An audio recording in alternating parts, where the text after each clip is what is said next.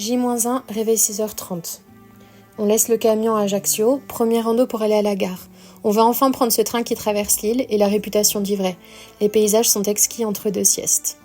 On traverse la montagne jusqu'à longer le front de mer à quelques pas des baigneurs. On descend un peu avant Calvi. La météo est très chaude, comme prévu. Marche et stop direction Calenzane. Le petit dans la voiture nous parle d'une rivière pas loin pour se baigner. Le rêve.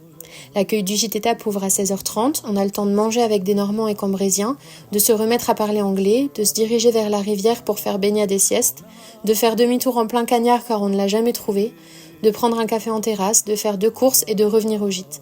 Petite chambre à 4. J'avoue qu'on n'est pas si serein vis-à-vis de la réputation des puces de lit, mais le début de saison joue en notre faveur. On a juste pris 2 draous, dans tous les cas la nuit sera très courte. Brief météo. Brief parcours, brief à faire, papotage avec les autres randonneurs. Ça y est, on y est, ça donne envie. Et quel plaisir de savoir qu'on prendra tous la route demain pour une longue aventure, seul, entre amis, en famille, en couple, en grand groupe, sur des plus ou moins longues périodes pour la traverser.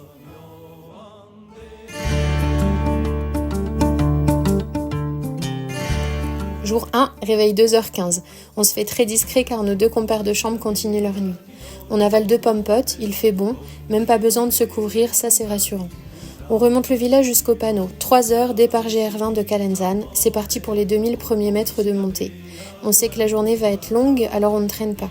Simon est tout excité et s'envole sur le sentier. De mon côté, mon corps ne comprend pas le projet du départ à 3 heures, surtout quand je lui dis d'en garder sous le coude au vu de ce qui nous attend. Les premières lueurs du lever du soleil en arrivant à Ortu di Piub, 1520 mètres, avec une vue sur la mer de Calvi d'un côté, l'entrée dans la montagne de l'autre. On profite car si tout va bien, ce sera le seul lever de soleil de cette aventure. On commence à croiser du monde, les gens se réveillent, les randonneurs matinaux sont en route. On y va doucement, on réalise tranquillement qu'on y est, en gardant l'appréhension de cette grosse journée qui nous attend. Il fait chaud, on boit pas mal, on mange bien. Enfin une belle descente pour arriver à Carote. Là, c'est le grand kiff, la fameuse passerelle, les rivières, une montagne très lisse et ronde, puis des pierres. On remonte dans une espèce de grande ravine, c'est magnifique.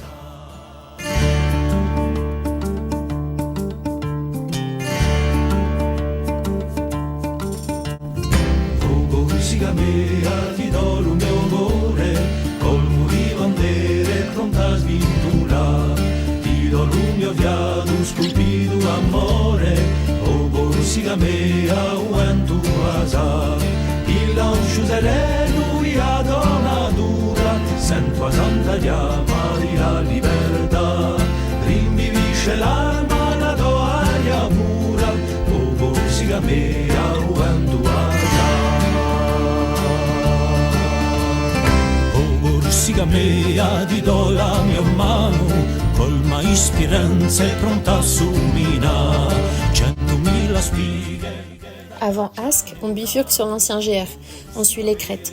Là, on se concentre pour suivre la trace de Greg via la montre, car le PR est moins bien indiqué. On se paume, bien sûr, mais on prend le temps. Il fait de plus en plus chaud. On se prend encore un grand mur. On avance vers le cirque de la solitude et la pression monte petit à petit. Il fait soif, très soif, trop soif. Ça fait plusieurs bornes qu'on voit une rivière au loin. On la contourne sans s'en approcher. Quand on touche enfin la neige, on s'en imbibe. Je pense à Ben et sa sortie au Mont Colombier, fermer les lèvres pour ne pas perdre d'humidité par la salive. Mais il fait trop chaud et ça monte trop. J'essaie de fermer la bouche 10 secondes et je l'ouvre en respirant comme la vidéo du chameau en détresse. Tant pis pour la salive. On contourne encore beaucoup trop la rivière, mais Simon déduit, d'après le relief de la carte, qu'on pourrait tomber sur un petit lac. On ne peut pas s'engager dans le cirque en totale déshydratation. On monte encore, et là le rêve. Lac, rivière, baignade, sieste, dalle de lentilles lyophilisées. Si spanna, in ogni stantara un sole, in ogni riocco di campana, si per me l'alto vanale. Bien retapé, on monte les dernières centaines de mètres avant de plonger dans le cirque. Il y a de la neige, mais ça passe sans crampons. On y est, la bascule, et ce gouffre effrayant qui nous appelle. Cette faille immense et profonde, pleine d'éboulis. C'est parti. Pendant la descente, on croise un guide en sens inverse qui nous donne des indications. On se concentre, on va très doucement, un peu d'escalade en dévers, on voit des vestiges des anciennes sécurités. Puis, enfin là-haut, de l'autre côté, pas de neige. Technique et magnifique, comme on aime. On réalise et on prend des points de vie dans cette grande descente. Ça y est, l'endroit critique appréhendé est passé, il n'y a plus qu'à maintenant. On passe à Tijet pendant la descente, puis on s'arrête à la bergerie de Ballonne qui nous attend et nous accueille avec des sodas frais. On est sur le tracé de la Restonica Trail. On se crée des beaux souvenirs, on note des bassins et rivières où on reviendra se poser en prenant beaucoup de temps. Un peu de forêt, nouveau mur de 600 mètres, on met les mains, souvent. Col de Bocca di Fucciol, 1962 mètres, d'où on voit le refuge de Ciutul. On croise du monde, on est tous aussi cramés de la journée. On s'abreuve à la source et on repart. Cette fois, un mélange de terre, bottes d'herbe et pierres avant d'arriver à une immense et magnifique rivière en contrebas. Prochaine étape, col de Verge. Enfin, la fin de notre première étape au cœur de la forêt. L'hôtel nous attend, on profite d'un resto, d'une bonne douche et d'un dodo qui ne se fait pas attendre. Un grand soulagement. Ne pas se poser la question de comment iront les jambes demain après ça, juste dodo.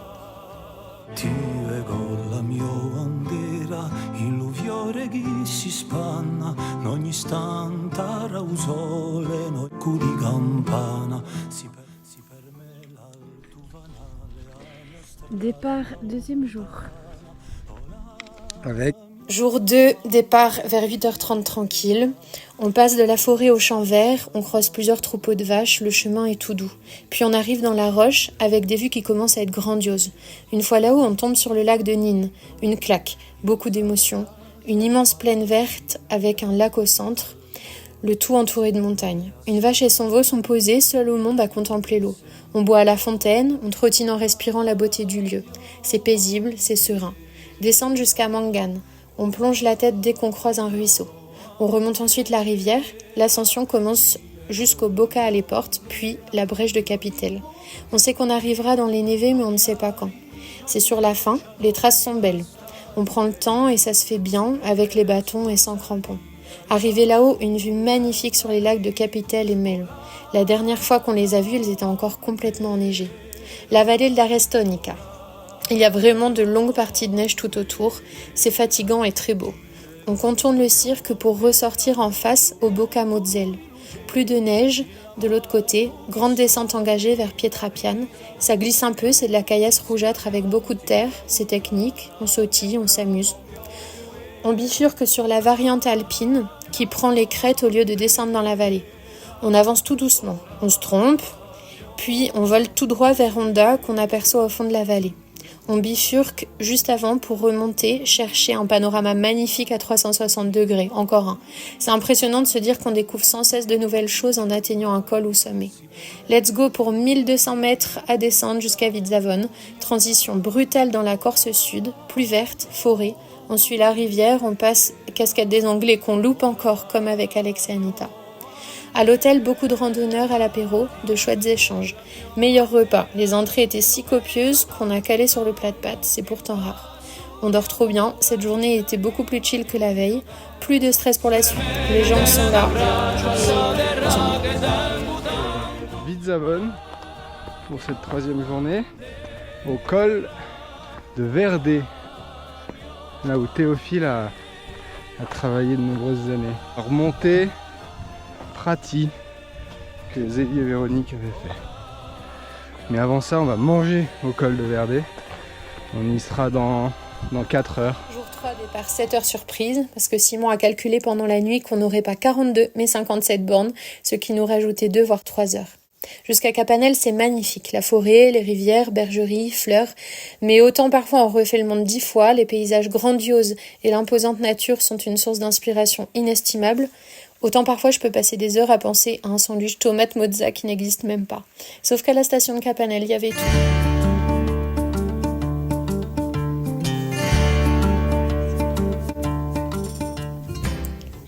3 km du fameux refuge du col de Verdé.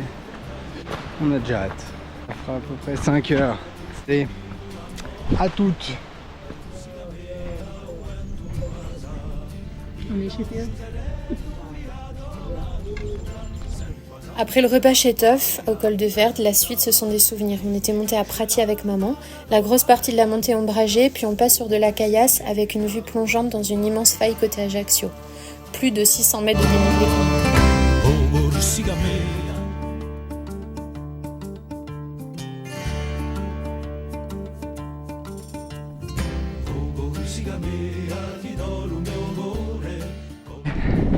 Au refuge de Prati, il nous reste Fucciol. Sur allure GR, c'est 6 heures. Terriblement beau, je pense qu'on pouvait pas rêver mieux. On a encore le smile. Il n'y a pas trop de haut et de bas, on arrive à bien gérer l'allure, on s'amuse bien. C'est tellement splendide que on rebondit de paysage en paysage, de vallée en vallée, de sommet en sommet, c'est vraiment agréable. Tout est dégagé. On voit la mer d'un côté est, la baie d'Aléria. On reprend de l'eau au refuge, le reste de la journée sera maintenant très exposé. Les plateaux là-haut sont superbes. On passera 2 sommets, Capella et Monteformicul, avant de redescendre sur Ucciol. Le refuge est si accueillant avec la musique corse qui résonne dans toute la vallée. On se pose boire un coup avec les groupes qui restent dormir ici. La fin de l'après-midi approche, les lumières sont magnifiques sur cette vallée. Derrière le gîte, il y a 4 ou 6 selles posées. Ils se fournissent et se ravitaillent à dos d'âne. On repart pour les crêtes, on sait qu'on n'a pas de temps à perdre si on ne veut pas louper le repas du soir. Sur les crêtes, on en prend plein les yeux. On arrive au plateau de Coccione via l'ancien GR, un peu plus sauvage car moins emprunté. Le plateau est immense avec des pistes, beaucoup de troupeaux de vaches, chevaux, cochons, des rivières, il y a de la vie. On arrive enfin à la bergerie de Crouch à 19h. On est un peu en retard alors on se met les pieds sous la table. C'est là qu'on rencontre notre coup de cœur du GR, Michel, 82 ans, avec François, aventurier de Saint-Gervais.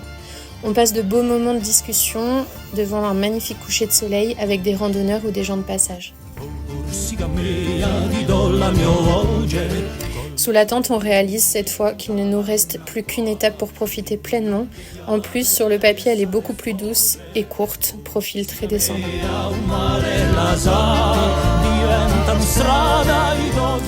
Jour 4, réveil de la tente avec les cochons qui grattent autour. C'est très joli, ces montagnes qui entourent le plateau.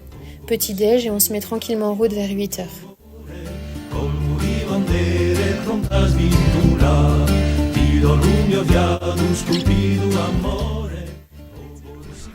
On avance. On est toujours au niveau du plateau de Coccione. En plus aujourd'hui, il y a des nuages, donc c'est trop bien. Pour l'instant, on se prend pas le grand soleil. On fait l'aller-retour au sommet d'à côté, le Monte Incudine.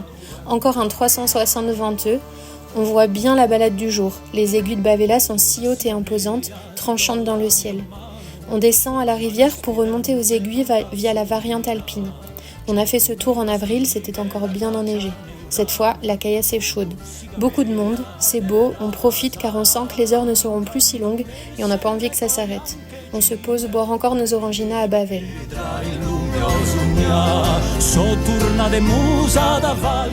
Puis direction le refuge de Paraliri, dernier avant Conca à l'arrivée. Ces 12 derniers kilomètres ne passent pas si vite et tant mieux. On réalise que ce sont nos derniers moments, alors on veut en enregistrer le plus possible.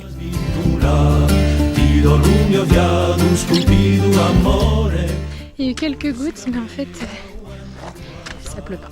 Il fait extrêmement lourd. On monte. Normalement, ça va aussi un peu. Mais l'ambiance est très particulière avec les nuages là. Dans la forêt. Hyper sec. Allez, on va chercher Conca. Il nous reste moins de 8 km. Encore des paysages beaux, ultra différents, on se dit.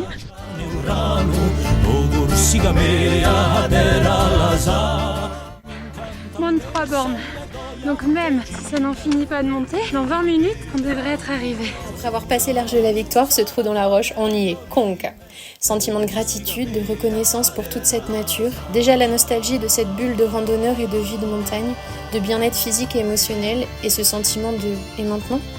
On pense aux millions de randonneurs arrivés ici et à ceux croisés qui arriveront dans quelques jours. On décide finalement de rester dormir à l'arrivée pour prolonger un peu l'aventure. On fera du stop demain matin. Corsica mia, ti do la mia voce, col mai rivombli pronta qua, in l'onde chiare piaghi e sale fogge, o Corsica mia, un mare la sa, diventano strada i do fiumi gelli, e se nubi lui un mio ruta, batteno con rabbia ma rosi rivelli, o Corsica mia, un mare